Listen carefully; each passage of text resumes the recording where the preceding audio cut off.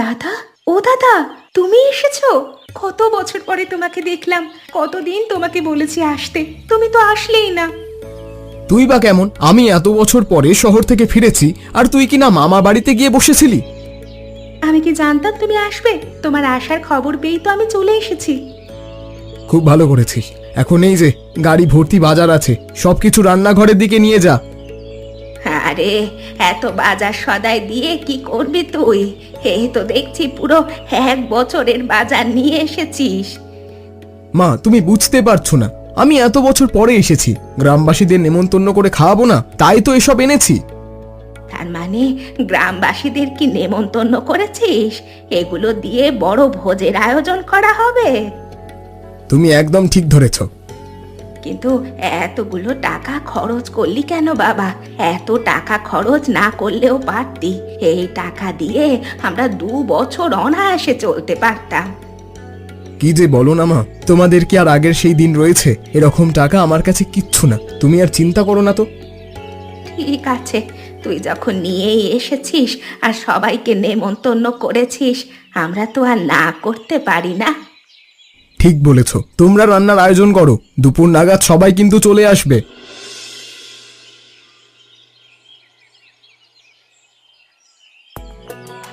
যাই বলো না কেন কাকা, খাবারটা কিন্তু দারুণ হয়েছে। একদম তাজা মাংস দিয়ে রান্না করেছে। দেখো, ধরতেই কেমন গলে যাচ্ছে। দেখতে হবে না কার দোকানের মাংস, আমি নিজের হাতে কেটে তারপরে এই মাংস দিয়েছি। একদম টাটকা তাজা মাংস। মহেন্দ্র কাকা ছেলে এত বড় একটা ভোজের আয়োজন করবে, সেটা তো আমি কল্পনাতেও ভাবতে পারিনি। তা তুই ঠিক বলেছিস, মহেন্দ্র তো জীবনে আমার দোকান থেকে এক টুকরো মাংস কিনে খেতে পারেনি, আর ওর ছেলে কিনা কেজিতে কেজিতে মাংস কিনে গ্রামের লোকেদের খাওয়াচ্ছে। তবু এই ভাঙা ঘরে মাংস পোলাও রান্না করে যে গ্রামের লোকেদের খাওয়াচ্ছে, এটাই মহেন্দ্র কাকার জন্য বড় কম নয়। তা তুমি ঠিকই বলেছ, নিজেদের জন্য মাংস পোলাও রান্না করা আর পুরো গ্রামের জন্য মাংস পোলাও রান্না করা দুটোই আলাদা ব্যাপার। যাই হয়ে যাক না কেন, আমার মনে হয় এই টাকা অন্য কোনো পথে আসে। এত টাকা তো পাওয়ার কথা নয়। এই হলো তোমার এক কথা, এসব কথা বলো না তো। গরিব মানুষ একটু ভালো খেয়ে পরে বাঁচতে চাইছে, অমনি তোমার ভুলভাল কথা বলা শুরু করে দিয়েছো। আমার কথা ভুলভাল মনে হচ্ছে তাই তো? কয়েকটা দিন যাক, তারপরেই দেখতে পাবে তোমরা।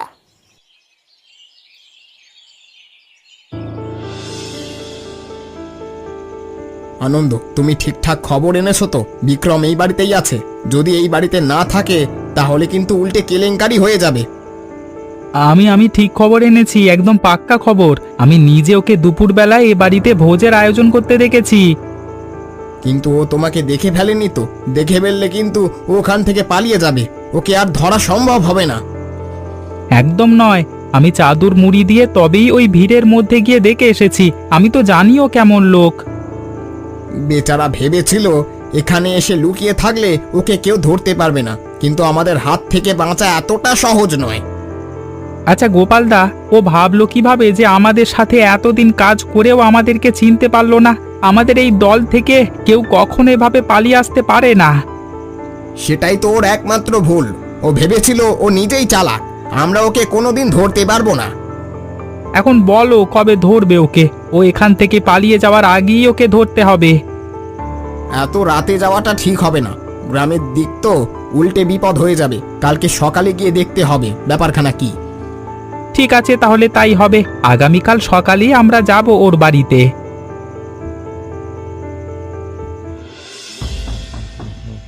কিরে বিক্রম, তুই ভয় পেলি নাকি? বাইরে কি আছে? এভাবে দরজা বন্ধ করে দিলি কেন? না মা, কিছু না, অনেকদিন পরে গ্রামে এসেছি তো, তাই একটু ভয় লাগছে রাতের বেলায় বাইরে বের হতে। কি যে বলিস না তুই! সারা দিন রাত তুই বনে জঙ্গলে ঘুরে বেড়াতিস, তোকে তো ঘরে আনাই যেত না, আর তুই কি না এখন ভয় পাচ্ছিস? এগুলো তো সব অভ্যাসের ব্যাপার মা। শহরে থাকতে থাকতে এত অন্ধকারে থাকার অভ্যাসটা চলে গেছে, তাই মনে হলো কি যেন একটা নড়ছে। কি আর নড়বে? ওসব ভূত প্রেতের কথা মাথা থেকে ঝেড়ে ফেল, এসব এখন আর পাওয়া যায় না। ঠিক বলেছো মা, কিন্তু দরজাটা খোলার দরকার নেই। ভয় কমছে না আমার। দরজা বন্ধ করেই আমরা না হয় ভেতরে বসে থাকি। কি বলছিস তুই? এভাবে দরজা বন্ধ করে বসে থাকলে চলবে নাকি? বাইরের কাজকর্ম করতে হবে না? আকাশে মেঘ করেছে। মেঘের কথা ছাড়ো তো, বাইরের কাজকর্ম করার কোনো প্রয়োজন নেই, কালকে করবে। তাছাড়া আমি কাজের লোক রাখার ব্যবস্থা করে দেব। সেসব পরের ব্যাপার, কিন্তু বাইরে পাটখড়ি রাখা রয়েছে, ওগুলো ভেতরে আনতে হবে, না হলে যে ভিজে যাবে বৃষ্টিতে। তুমি আমার কথা কেন শুনতে চাইছো না মা? বাইরে যাওয়ার কোনো দরকার নেই। ওসব পাটখড়ির কথা বাদ দাও তো।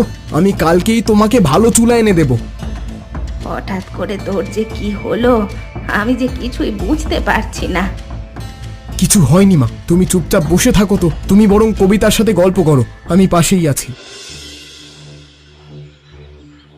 আরে আপনারা কারা?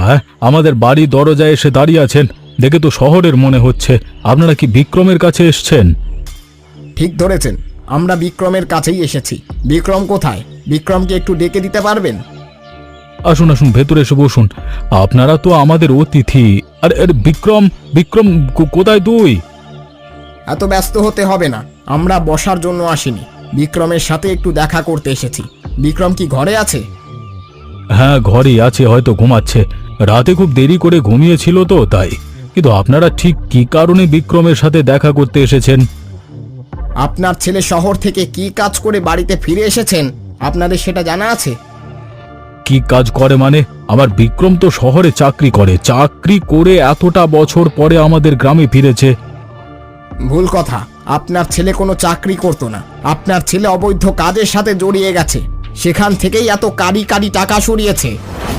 কি বলছেন আপনারা? আপনাদের মাথা ঠিক আছে? আমার ছেলে এসব কাজ করবে কেন? আমাদের মাথা ঠিক আছে। আপনি আপনার ছেলেকে জিজ্ঞাসা করুন, না হলে ওকে আমাদের সামনে নিয়ে আসুন, বাকিটা আমরা প্রমাণ করে দিচ্ছি। ঠিক আছে, আপনারা ঘরের ভেতরে চলুন, আমি বিক্রমকে ডেকে দিচ্ছি।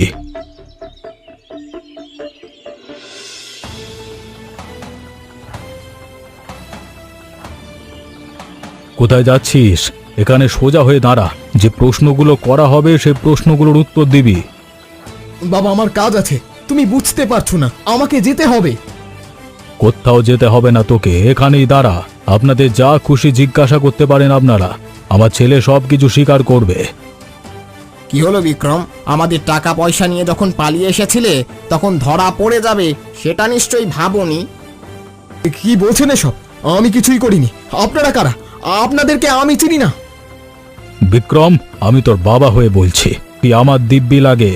একটা মিথ্যে কথাও যেন তোর মুখ থেকে বের না হয়। এখনো কি চুপ করে থাকবে? কোনো কিছুই স্বীকার করবে না, তাই না?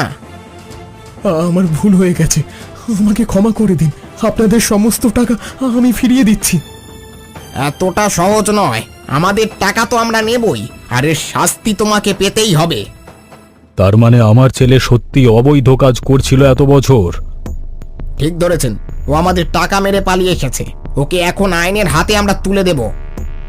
বেশ, আমার ছেলে যখন অন্যায় করেছে, আমার ছেলেকে আইনের হাতে তুলে দেওয়াই উচিত কাজ হবে। ওকে তোমরা নিয়ে যাও। আমাকে ক্ষমা করুন, আমি তো বলছি সমস্ত টাকা দিয়ে দেব। আমাকে আইনের হাতে তুলে দেবেন না।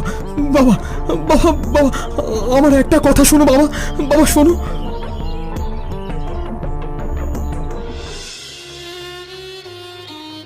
আরে আমার ছেলে, এতগুলো বছর আমি জানতাম সৎ পথে উপার্জন করছে আমার ছেলে, আর এখন শুনছি আমার ছেলে অবৈধ কাজ করছিল। তুমি বিশ্বাস করবে না, যখন আমি নিজের কানে তোমার ছেলের মুখ থেকে এ কথা শুনেছি তখন আমার কলিজাটা পুড়ে গিয়েছে। ওই অবৈধ পাপের টাকায় আমি আমার এই ভাঙা ঘরে মাংস পোলাও খেয়েছি। হায় ওপরওয়ালা, এ তুমি আমাকে কোন দিন দেখালে? টাকার অভাবে মানুষের দাঁড়ে দাঁড়ে ঘুরেছি, তবুও কোনোদিন অবৈধ কাজ আমি করিনি। আর তোমার ছেলের অবৈধ টাকায় আমি মাংস পোলাও খেয়েছি? ছি ছি ছি ছি ছি। আমি যদি জানতাম আমার ছেলে এমন কুলাঙ্গার হবে, তাহলে যখন জন্ম দিয়েছিলাম তখনই মেরে ফেলতাম আমি। এসব কথা বাদ দাও গিন্নি। পুরো গ্রামের মাঝে আমার মান সম্মান নষ্ট হয়ে গেল। আজকে থেকে মনে করবে আমাদের কোনো ছেলে নেই।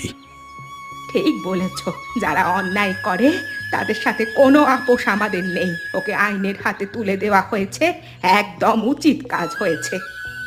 আমাদের জন্য আমাদের এই ভাঙা ঘরই ঠিক আছে।